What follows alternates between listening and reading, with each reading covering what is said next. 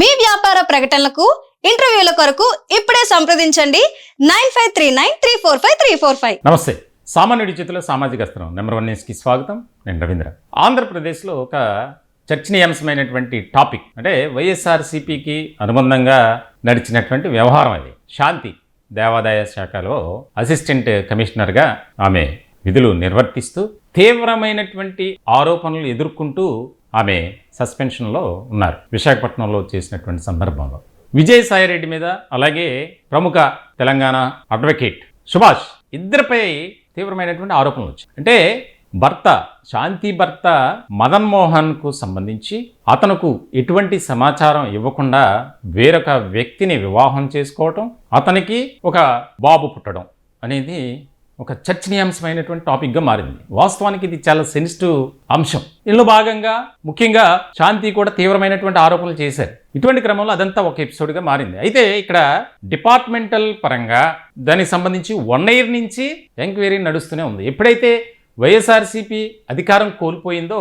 ఆ తర్వాత వచ్చినటువంటి పెద్ద వ్యవహారం ఇక్కడ పార్టీ నాయకులకు కూడా సంబంధించినటువంటిదిగా మారింది ఈ శాంతి ఎపిసోడ్. ఇలాంటి సందర్భంలో తాజాగా ప్రభుత్వం ఒక కీలకమైనటువంటి నిర్ణయం తీసుకోబోతుంది శాంతిపై. ఆమెను స్వచ్ఛందంగా కాదు, నిర్బంధ పదవీ విరమణ చేయించే అవకాశాలు ఎక్కువగా కనిపిస్తున్నాయి. మరికొద్ది గంటల్లోనే దీనికి సంబంధించి అధికారికంగా ఉత్తర్వులు వెలువడుతున్నాయి అనేది మాకు అందినటువంటి సమాచారం. ఇక్కడ చాలా ముఖ్యమైనటువంటి పరిణామంగా మారింది. ఎందుకంటే అధికారాన్ని అడ్డు పెట్టుకుని అక్రమాలకు పాల్పడటం, అవినీతికి పాల్పడటం అనేది శాంతి చేసింది అనేది ఒక రకమైనటువంటి ఆరోపణ. సొంత భర్తే తీవ్రమైనటువంటి ఆరోపణలు చేసినటువంటి సందర్భం. దీనికి సంబంధించి కొన్ని నిజమే అని నిర్ధారించినటువంటి ఉన్నతాధికారులు దానికి సంబంధించినటువంటి ఒక నివేదికను ప్రభుత్వానికి కూడా సమర్పించారు. ఆ సమర్పించినటువంటి నేపథ్యంలో ఆమెపై సస్పెండ్ అనేది జరిగింది. ఇలాంటి సందర్భంలో పూర్తిగా ఆమెపై ఎందుకు చర్యలు తీసుకోరు అని కోర్టుల చుట్టూ తిరుగుతున్నాడు ఈయన మదన్ మోహన్, అంటే శాంతి భర్త.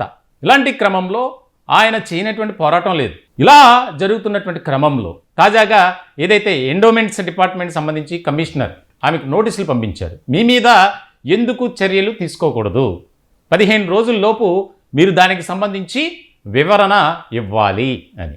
ఇక్కడే కీలకమైనటువంటి అంశం బయటపడింది. ఆ ఇచ్చినటువంటి సందర్భంలో నోటీసుకి స్పందించినటువంటి శాంతి ఆమె రిప్లైకి ఎవరో కూడా సంతృప్తి పడలేదు. అంటే ఎక్కడా కూడా ఏదైతే సర్వీస్ రూల్స్ను అనుసరించి ఆమె ఎక్కడ కూడా మాట్లాడలేదు. అంటే అందులో అంశాలను పొందుపరచలేదు. ఇష్టం వచ్చినట్లు ఆమె ఏదేదో చెప్పారు. కాబట్టి సర్వీస్ రూల్స్ను అతిక్రమించి దానికి సంబంధించి ఆమె ఇష్టారాజ్యంగా నిర్ణయాలు తీసుకోవడమే కాకుండా ప్రభుత్వ ఆదాయానికి గండు కొట్టే విధంగా శాంతి వ్యవహరించారు, ఆమె పనితీరుంది అనేది ఇక్కడ ప్రధానమైనటువంటి అంశం. దీనికి సంబంధించి సాధారణంగా ఒక ప్రభుత్వ ఉద్యోగి పట్ల క్రమశిక్షణ చర్యల్లో భాగంగా చర్యలు తీసుకోవచ్చు, లేదా ఆ వ్యక్తికి ఇష్టం లేకపోతే స్వచ్ఛంద పదవీ విరమణ చేయొచ్చు. దాన్నే VRS అంటారు. దీనికి సంబంధించి మరి ప్రభుత్వం తీసుకున్నటువంటి ఈ నిర్ణయం ఇక్కడ చాలా కీలకమైంది. దీంట్లో వాస్తవానికి ఒక ఉద్యోగికి ఏ రకమైనటువంటి చర్యలు ఉంటాయి అనేది ఇక్కడ మనం ఒకసారి మాట్లాడితే కనుక, ఇది ఏదైతే నిర్బంధ పదవీ విరమణ సర్వీస్ రూల్స్ ప్రకారం తీసుకుంటారు, దానికి సంబంధించి 3 విభాగాలుగా VRS ఒకటి, నిర్బంధం అంటే కంపల్సరీ రిటైర్మెంట్ చేయాల్సిందే, రిజైన్ చేయాలి అన్నట్లు. 3వది డిస్మిసల్, తొలగింపు, సర్వీస్ నుంచి పూర్తిగా తొలగిస్తారు. అది చాలా తీవ్రమైనటువంటి పరిణామం. ఈ 3 కేటగిరీల్లో దీనికి సంబంధించి నిర్బంధ పదవీ విరమణకు సంబంధించినటువంటి అంశాల్లో ఒక 4 విషయాల్లో ప్రభుత్వం నిర్ణయం తీసుకుంటుంది. విధి నిర్వహణలో సరిగ్గా పని చేయకపోవటం, అలసత్వం, నిర్లక్ష్యం వహించడం, దానికి సంబంధించి ప్రవర్తన, ఇక్కడ వ్యక్తిగత ప్రవర్తన కూడా చాలా ముఖ్యం. అలాగే సర్వీస్ రూల్స్ అతిక్రమించడం, ఇవన్నీ కూడా వాటిని బేస్ చేసుకుని ఆ సదరు ఉద్యోగిపై చర్యలు తీసుకుంటారు. ఇప్పుడు శాంతిపై ప్రభుత్వం తీసుకునేటువంటి చర్యలు ఇదే. ఎందుకంటే 2 తెలుగు రాష్ట్రాల్లో ఒక కీలకమైనటువంటి సబ్జెక్టుగా అంశంగా మారింది ఇది. ఎందుకంటే వచ్చినటువంటి ఆరోపణలు, ఆమెపై ఉన్నటువంటి ఆ యొక్క అవినీతి ఆరోపణలు మామూలు కాదు. విజయసాయిరెడ్డి అండదండలతో ఆమె కోట్లాది రూపాయలు సంపాదించుకున్నారు అనేది ఒక ఆరోపణ అయితే, భర్తను మోసం చేసి మరొక వ్యక్తితో కలిసి ఉండటం భారతీయ వివాహ చట్ట ప్రకారం ఏదైతే ఒకవేళ ఇష్టం లేకపోతే డైవర్స్ తీసుకోవాలి కోర్టు ద్వారా లేదా పరస్పర అంగీకారంతో విడిపోవచ్చు. శాంతి అలా చేయలేదు, సుభాష్ అనే వ్యక్తిని వివాహం చేసుకున్నారు అనేది వచ్చింది. తర్వాత ఈ బిడ్డకు తండ్రి ఎవరో డిఎన్ఏ టెస్ట్ చేసి తేల్చండి మహాప్రభు అని చెప్పి శాంతి భర్త మదన్ మోహన్ ఇప్పుడు కూడా పోరాటం చేస్తూనే ఉన్నారు. ఇలాంటి సందర్భంలో ఏదైతే ఉన్నతాధికారులకు రాసినటువంటి లేఖలు అంటే ఆ నోటీస్కి రెస్పాండ్ అయినటువంటి శాంతి అందులో ఒక అంశాన్ని ప్రస్తావించారు. నేను సుభాష్ని వివాహం చేసుకున్నాను నా ఇష్టపూర్వకంగా, దానిలో తప్పేంటి అనేది కూడా మెన్షన్ చేశారట. దీనికి సంబంధించి చాలా కీలకమైన ఆసక్తికరమైనటువంటి చర్చ జరుగుతుంది. ఒక బాధ్యత కలిగినటువంటి వృత్తిలో ఉంటూ సమాజానికి ఉపయోగపడాల్సినటువంటి ప్రభుత్వ ఉద్యోగి ఆమెకు ఇష్టం వచ్చినట్లు వ్యవహరించడం ఇక్కడ ప్రధానమైనటువంటి డిస్కషన్. దీనికి సంబంధించి చాలా ముఖ్యమైనటువంటి అంశంగా దీనికి ఒక రకమైనటువంటి డిస్కషన్. ఎందుకనంటే రాష్ట్ర రాజకీయాలు సాధారణంగా అయితే పెద్ద పట్టించుకోరు, కానీ 5 ఏళ్ల పాటు అధికారంలో ఉన్నటువంటి ఆ పార్టీలో కీలకమైనటువంటి వ్యక్తులుగా ఉన్నటువంటి వారిపైనే ఆరోపణలు వచ్చినాయి. కాబట్టి ఇక్కడ ఒక చర్చనీయాంశమైనటువంటి ఇంపార్టెంట్ టాపిక్గా మారిపోయింది. ఇప్పటికీ కూడా శాంతి భర్త మదన్ మోహన్ ఆయన సెంట్రల్ గవర్నమెంట్లో ఉద్యోగిగా ఉన్నారు, వేరే చోట ఉద్యోగం చేసుకుంటున్నారు, 2 పిల్లలు. సో ఈ బిడ్డకు తండ్రి ఎవరో తేల్చండి. ఎందుకంటే రేపొద్దున భవిష్యత్తులో అతను నా దగ్గరికి వచ్చి మీరే నా తండ్రి అంటే నేనేం చేయాలి అని ఆయన ఆవేదన వ్యక్తం చేస్తున్నటువంటి సందర్భంలో ఒకసారి మదన్ మోహన్ శాంతి భర్త ఆయనతో కూడా మాట్లాడే ప్రయత్నం చేద్దాం. ఒకసారి ఈ వ్యవహారానికి సంబంధించి ఆయన రెస్పాన్స్ ఏ విధంగా ఉంది ఏంటి అనేది చాలా కీలకమైనటువంటి పరిణామంగా ఒక చర్చ అనేది జరుగుతుంది. సార్ నమస్తే. నమస్తే సార్. మదన్ మోహన్ గారు సార్? అవును సార్. సార్ నమస్తే, నేను రవీంద్ర అండి, నెంబర్ 1 న్యూస్ నుంచి. Right sir, number 1 channel. Sir నమస్తే సార్. నమస్తే. ఏంటి సార్, ఏంటి పరిస్థితి ఇప్పుడు? శాంతి మీ భార్య వ్యవహారానికి సంబంధించి ఇంకా మీరు న్యాయ పోరాటం చేస్తున్నారు. సరే ఏదో జరిగింది కదా అని మీరు ఊరుకోకుండా ఇంకా దానికి సంబంధించి కంటిన్యూషన్ మీ యొక్క ఫైట్ అనేది కంటిన్యూ అవుతుంది. తాజాగా మాకు వచ్చినటువంటి సమాచారం ఏంటంటే ఆమెను నిర్బంధ పదవి విరమణ చేయబోతుంది శాంతి, ప్రభుత్వం చేయిస్తుంది అనేది మాకు తెలిసినటువంటి సమాచారం. అవును సార్. అవును సార్. ఏంటి సార్ అసలు సుభాష్ని నేను వివాహం చేసుకున్నానని కూడా ఆ లేఖలో ఏదైతే ఉన్నతాధికారులకు ఇచ్చినటువంటి ఆ రెస్పాన్స్లో మెన్షన్ చేశారట, మీకేమన్నా తెలుసా? అదే సార్, అదే నాకు కూడా యాక్చువల్ గా ఈ మధ్య కాలంలో అదే ఆగస్టు 16వ తారీఖు అమ్మాయికు వాళ్ళ ఎండోమెంట్ హెడ్ ఆఫీస్ వాళ్ళు అయితే ఎంక్వైరీ 1 year నుంచి జరిపిన ఎంక్వైరీ రిపోర్ట్ సబ్మిట్ చేశారు సార్ వాళ్ళు. ఓకే. ఆ రిపోర్ట్ ద్వారా ఆమెకు కంపల్సరీ వాలంటరీ రిటైర్మెంట్ అనేది ప్రపోజ్ చేశారు వాళ్ళ కమిషనర్ గారు. అంటే ఇప్పుడు తన మీద వచ్చిన అభియోగాలు ఏవైతే ప్రభుత్వ ఆస్తుల్ని ప్రైవేట్ వారికి కట్టబెట్టడం ఒకటి, తర్వాత అదే లెటర్ లో వాళ్ళు బైగమి అంటే ఈమె భర్త ఉండగానే ఇంకొక పెళ్లి విడాకులు తీసుకోకుండా ఇంకొక అతను ఎవరో పి సుభాష్ అతను ప్రపోజ్ తను పెళ్లి చేసినట్టు తనే చెప్పింది. కాబట్టి ఈ రెండు కూడా కంపల్సరీ ఎందుకు ఈ ఉద్యోగం చేయకూడదమ్మా అని వాళ్ళు అడిగినట్టు కాపీ నా దగ్గర వచ్చింది. ఓకే బట్టి సార్ ఇప్పుడు నేను ఒక గుడ్ న్యూస్ ఏంటంటే వెరీ హ్యాపీ. అంటే ఈ మీడియా వాళ్ళు గవర్నమెంట్ వీళ్ళందరూ నాకు కనీసం 1 year తర్వాత సరే నాకు ఒక రిజల్ట్ ఇచ్చారు సార్. నాకు అది వెరీ హ్యాపీ. ఇప్పుడు అమ్మాయి తప్పుల అభియోగాలన్నీ ప్రూవ్ అయింది కదా. సో కంపల్సరీగా ఇప్పుడు నాకు she has to resign sir, వేరే ఆప్షన్ లేదు అమ్మాయికి. అంటే ఈ ఆప్షన్ పక్కన పెడితే సార్ రిజైన్ తో పాటు ఇప్పుడు ఈ మీద వచ్చిన అభియోగాలు పబ్లిక్ ప్రాపర్టీ ప్రజల సొమ్మునంతా కూడా ఇప్పుడు ఎవరెవరి దగ్గర ఉంది, విజయసాయి రెడ్డి దీంట్లో పాత్ర ఏంటి, ఆ తర్వాత పోతిరెడ్డి సుభాష్ ఎవరో జీపీ ఉన్నాడు కదా ఆయన పాత్ర ఏంటి, ఇవన్నీ తేలాలి కదా సార్. ఉద్యోగంతో తీస్తే అయిపోదు, నిజాలు మీకు తెలుసాలి సార్. మీరు నాకు ఒక అవకాశం ఇస్తే నేను చెప్పవలసుకుంది ఏంటంటే చెప్పండి. ఇప్పుడు ఈ అసలు ఈ అమ్మాయి ఇంత పెద్ద ఇష్యూ చేయడానికి కారణము, నేను ఆ మధ్య ఎవరో ఛానల్లో మాట్లాడుతున్నప్పుడు వాళ్ళ ఫ్యామిలీ గురించి మాట్లాడుతుంటే ఇప్పుడు ఫ్యామిలీ విషయాలు ఎందుకులేండి అని అన్నారు నన్ను చాలా మంది. ఇది నేను యాక్సెప్ట్ చేయను సార్, ఇది కంప్లీట్ గా రాంగ్. అసలు మాతృదేవో భవ పితృదేవో భవ అంటాం. ఈ రోజున టీచర్స్ డే September 5th మనం అనేది మాతృదేవో భవ, తల్లి మనకు మొదటి టీచర్. ఇప్పుడు నేను ఏదో ఛానల్లో మాట్లాడుతున్నప్పుడు వాళ్ళ తల్లి గురించి సంసారం గురించి ప్రస్తావన తేవద్దు సార్ అన్నారు నన్ను. నేను కంప్లీట్ గా అగైనెస్ట్, నేను దీన్ని కంప్లీట్ గా ఖండిస్తున్నాను. అసలు తల్లి ఒక ఆడది ఒక కూతురు అయినా కొడుకు అయినా ఇవాళ సొసైటీలో మంచిగా ఎదగాలంటే ఫస్ట్ టీచర్ తల్లి.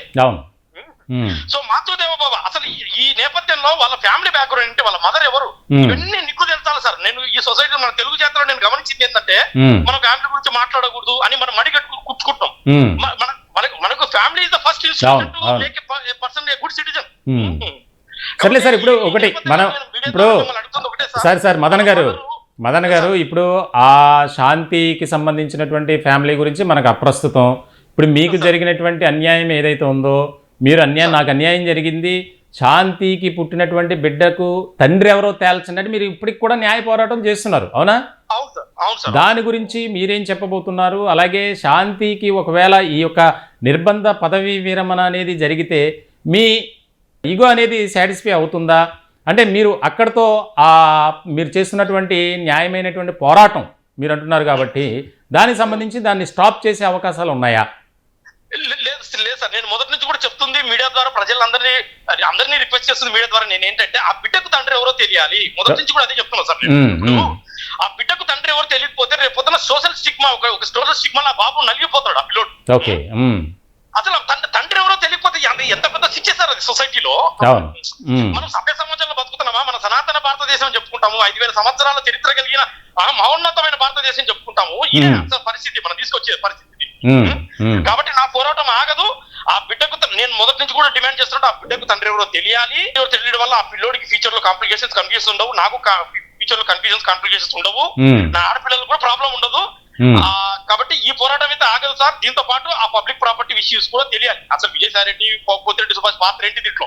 సార్ ఇప్పుడు ఆమె డైరెక్ట్ గా చెప్తుంది కదా, నేను వివాహం చేసుకున్నాను, తప్పేంటి, సుభాషే నా భర్త అని శాంతి చెప్తున్నప్పుడు ఆ బిడ్డ కూడా సుభాష్కు పుట్టాడని అనుకొని మీ పోరాటాన్ని క్లోజ్ చేయొచ్చు కదా అంటున్నాను. అయ్యో సార్, మీకు తెలియదేమో సార్, ఇప్పుడు తప్పకుండా భారతదేశ చట్టాలు న్యాయాలు ఆ సౌలభ్యాన్ని ఇచ్చాయి. ఎప్పుడు ఉన్న భర్తకు విడాకులు ఇచ్చి నువ్వు కన్న పిల్లల గురించి నువ్వు తేల్చాలి కదా, మంచి చెడు తెలుసుకోవాలి కదా. మీకు ఎటువంటి నోటీస్ ఏమి పంపలేదండి? గతంలో ఏదో చెప్తుంది అంటే, నేను ఆల్రెడీ మదన్తో ఇష్టం లేదు నాకు ఉండటం, కలిసి ఉండటం, కాపురం చేయటం, కాబట్టి నేను అతనికి నోటీసులు పంపించాం, మేము డివైడ్ అయిపోయినట్లే అని గతంలో కూడా చెప్పింది కదా. లేదు సార్, నేను అప్పుడే చెప్పాను అది ఒక ఫేక్ డాక్యుమెంట్. అదే నిజమైతే మళ్ళీ మొన్న 2025 జనవరిలో నా మీద కోర్టులో డైవర్స్ చేసింది మల్కాజిగిరి, హైదరాబాద్ లో.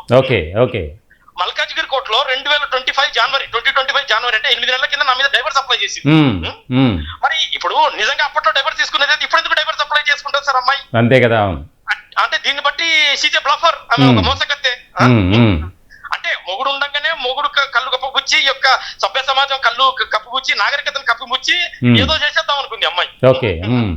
అంటే this is not the right way sir. నేను ఏంటంటే సార్, మీకు తెలియదు ఏం కాదు, ప్రజలు కూడా వింటున్నారు, ప్రజలకు అన్ని తెలుసు. నేను ఏమంటానంటే కొన్ని చట్టాలు నీకు నిజంగా మొగుడు ఇష్టం లేకపోతే బలవంతంగా సంసారం చేయమని ఏ చట్టమో చెప్పలేదు ఎక్కడ కూడా. నువ్వు విడాకులు చేసుకొని చక్కగా ఇంకొకరు పెళ్లి చేసుకో. 2 పిల్లలు ఆడపిల్లలు కన్నావు, ఆడపిల్లలు వాళ్ళ మంచి చెడు ఏంటో తెలుసుకోవాలి కదా, ఎలా పిల్లలు ఎలా పంచాలి, ఏంటి, ఇన్ని సమస్యలు ఉంటాయి కదా సార్. ఇప్పుడు పిల్లలు ఇవాళ సార్ భారతదేశంలో ఎంతో మంది భార్య భర్తలు ఇష్టం లేకపోతే ఎందుకు కలిసి ఉంటారు? ఒక భారతదేశంలో కానీ ఏ సమాజంలో అయినా పిల్లల కోసం కలిసి ఉంటారు. కొన్ని ఇప్పుడు 2 పిల్లలు మీ సంరక్షణలోనే ఉన్నారా సార్? లేదు సార్, అంటే ఇప్పుడు ఒక పిల్ల మాత్రం నేను తల్లి దగ్గరికి వెళ్ళడం, నాకు మదర్ వద్దు ఏమొద్దు, నాకు డాడీ కాబట్టి కంప్లీట్ గా నా దగ్గరికి వచ్చేసింది. అంటే నాకు అసలు మదర్ గురించి అడగడం కానీ, మదర్ పేరు ఎత్తడం కానీ, అసలు మదర్ పేరు చెప్తానే మనం తిప్పేస్తాం. ఇంకో పాప మీ దగ్గర ఉంది? ఒక పాప నా దగ్గర ఉంది, ఇంకొక పాప తను బలవంతంగా తీసుకెళ్ళిపోయారు. ఆ పాపని ఏమన్నా మీరు చూడటానికి ఏమైనా ప్రయత్నం చేశారా ఈ మధ్య కాలంలో? అదే ప్రయత్నం చేస్తున్నా సార్, అమ్మాయిని చూపించట్లేదు, నాతో మాట్లాడించట్లేదు పాపని. ఓకే, సరే సార్, థ్యాంక్ యూ. మీరు చేస్తున్నటువంటి పోరాటం అంటే ఒక సమాజంలో గౌరవం కలిగినటువంటి వ్యక్తిగా మీరు చేసినటువంటి పోరాటం హర్షించదగ్గ విషయమే. కానీ దీనికి సంబంధించి రకరకాలుగా వస్తున్నటువంటి ఆ యొక్క ఏదైతే ఉన్నాయో దానికి సంబంధించి కూడా త్వరలోనే దానికి ఎండ్ కార్డు పడాలని మేము కూడా కోరుకుంటున్నాం. మీకు ఫోన్ ఇన్లోకి వచ్చినందుకు ప్రత్యేకమైనటువంటి ధన్యవాదాలు సార్. మీరు చేస్తున్న ప్రయత్నాన్ని చాలా ఆనందిస్తున్నాను సార్. Thank you.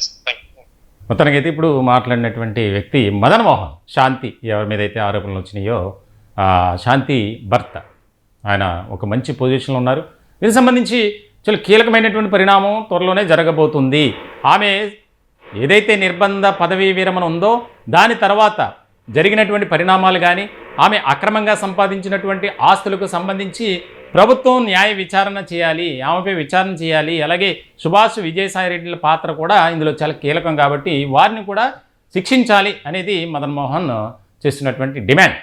మొత్తానికి చూడాలి ఇంకా ఎన్ని ట్విస్టులు బయటపడతాయో, శాంతి వ్యవహారంలో ఇంకెంతమంది పేర్లు బయటకు వస్తాయనేది చాలా కీలకంగా మారినటువంటి అంశంగా మనం చూడాలి. ఈ టాపిక్పై మీ విలువైన అభిప్రాయాలు కామెంట్ రూపంలో తెలియజేయండి. దయచేసి మా ఛానల్ని సబ్స్క్రైబ్ చేసుకోండి. Thank you.